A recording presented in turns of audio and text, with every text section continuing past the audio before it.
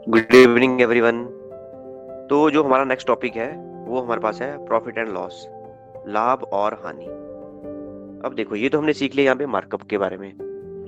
देखो कि जो भी हम चीज करेंगे, परचेज जो खरीदेंगे उसको बोलते हैं कॉस्ट प्राइस। वो हमने रखा है 100 रुपए का, कि हमने 100 रुपए में कोई चीज खरीदी। वो तो हो गया हमारे पास यहाँ पे क्रय मूल्य इसका। फिर ये ठीक है, हमने क्या किया, हमने इसके ऊपर 50 रुपए और जोड़ के अपनी ही इच्छा से यहाँ पे इसके ऊपर एक स्टिकर लगा दिया 150 रुपए का। हमने इसके ऊपर एक स्टिकर लगा दिया 150 रुपए का यहाँ पे। ठीक है, जो यहाँ पे 150 का स्टिकर लगेगा उसको बोलेंगे हम मार्क्ड प्राइस। उसको बोला जाएगा मार्क्ड प्राइस, जिसको हमने साथ में और क्या कहा, लिस्ट प्राइस भी बोला। कि हमने इसको मार्कअप कर लिया यहाँ पे। और मार्कअप कितने का किया हमने? 50 रुपए का किया। मार्कअप हमने किया कितने का यहाँ पे? 50 रुपए का किया। अब देखो, बाद में हमने क्या किया, अब इसको बेचना भी हमने चीज को। ठीक है, अब हम इसको सेल भी करेंगे, बेचेंगे भी यहाँ पे इसको। ठीक है, अब हम किसी ऐसे नॉन पर्सन को बेच रहे हैं, उसने बोला कि 150 रुपए का नहीं खरीदना है वहां पे। ठीक है, उसने बोला 120 रुपए का खरीदना है इसको। ठीक है, तो हमने क्या किया, उसको 120 रुपए का ही दे दिया। हमने क्या किया, उसको 120 रुपए का ही दे दिया यहाँ पे। ठीक है, तो मतलब मैंने क्या किया यहाँ पे, इसको सेल कर दिया, इसको बेच दिया। तो ये बन गया इसका यहाँ पे सेलिंग प्राइस, यानी कि विक्रय मूल्य बन गया इसका। ये बन गया इसका हमारे पास विक्रय मूल्य। ठीक है, क्रय मूल्य हमारे पास कितना था? 100 रुपए का था। हमने इसको मार्कअप कर दिया और 150 लिख दिया यहाँ पे। तो इसका अंकित मूल्य हमारे पास कितना बन गया? हमने क्या किया, इसको 120 रुपए में बेच दिया इसको। तो हमारे इसका विक्रय मूल्य कितना बन गया? 120 रुपए का बन गया। 150 का मार्कअप किया यहाँ पे। ठीक है, और 120 रुपए में इसको बेचा जा रहा है। तो बीच में जो गैप बना हमारे पास यहाँ पे, ठीक है, मैं फिर से रिपीट करता हूँ यहाँ पे, जो बीच में जो हमारे पास गैप बना यहाँ पे 150 और 120 के बीच में जो गैप बना हमारे पास यहाँ पे 30 रुपए का। ठीक है, देखो हमने अभी डिस्कस किए थे यहाँ पे कि मान लो कोई चीज हमने परचेज की, तो उसका हमारे पास क्या होगा? कॉस्ट प्राइस होगा। ठीक है,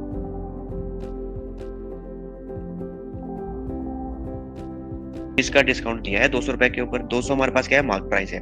तो बोलने का मतलब हमारे पास यहाँ पे ये है कि जो भी हमारे पास डिस्काउंट दिया जाएगा वो दिया जाएगा मार्क प्राइस के ऊपर। ठीक है, तो डिस्काउंट परसेंटेज जब भी हम निकालेंगे तो कैसे निकालेंगे?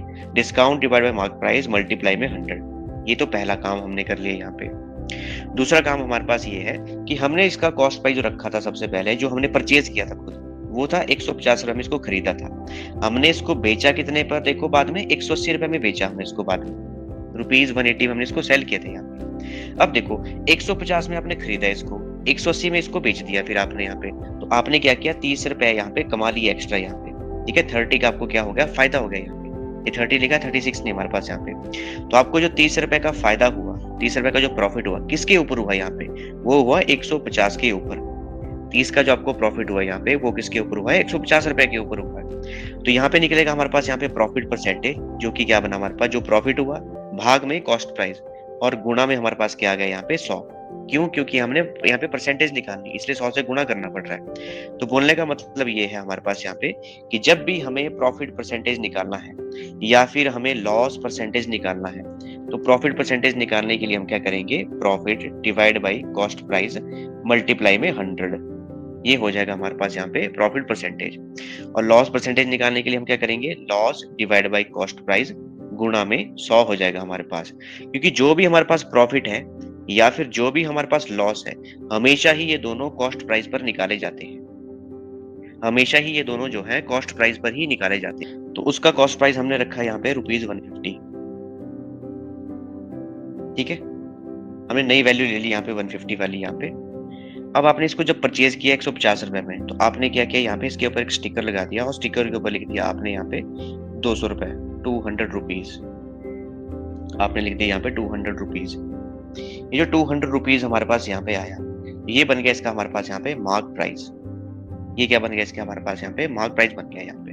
ठीक है, अब आपने किसी को इसको सेल करना चाहा, किसी को बेचना चाहा, ठीक है, तो आपने क्या किया? उसको डिस्काउंट भी दे दिया साथ में। आपने कितने का डिस्काउंट दिया? इसको 20 रुपए का डिस्काउंट दे दिया। आपने इसको बेच दिया फिर यहाँ पे 180 रुपए पर, ₹180 पर आपने क्या कर दिया? इसको सेल कर दिया फिर यहाँ पे। ठीक है, अब देखो सबसे पहले यहाँ पे 200 और 180 के बीच में जो गैप था हमारे पास यहाँ पे, वो था 20 का गैप। तो 20 का आपने क्या दिया यहाँ पे, डिस्काउंट दिया है। 20 का आपने क्या दिया यहाँ पे, डिस्काउंट दिया है। ठीक है, डिस्काउंट किस पे दिया आपने, 200 रुपए के ऊपर डिस्काउंट दिया आपने यहाँ पे 200 रुपए के ऊपर। तो हमने देखो अभी क्या क्या सीखा यहाँ पे, हमने ये सीखा कि अगर डिस्काउंट निकालना है चाहे परसेंटेज में, तो डिस्काउंट निकाला जाता है मार्क प्राइस के ऊपर। डिस्काउंट निकाला जाता है मार्क प्राइस के ऊपर। जो प्रॉफिट है, प्रॉफिट निकाला जाता है कॉस्ट प्राइस के ऊपर। प्रॉफिट निकाला जाता है कॉस्ट प्राइस के ऊपर। और जो लॉस है हमारे पास, लॉस भी किसके ऊपर निकाला जाता है, कॉस्ट प्राइस के ऊपर ही निकाला जाता है। तो ये फॉर्मूले बन गए हमारे पास यहाँ पे डिस्काउंट परसेंटेज, प्रॉफिट परसेंटेज और लॉस परसेंटेज निकालने के। ठीक है, 3 फॉर्मूले हो गए हमारे पास यहाँ पे। ठीक है, बाकी इसमें कल हम डिस्कस करते हैं फिर। ठीक है।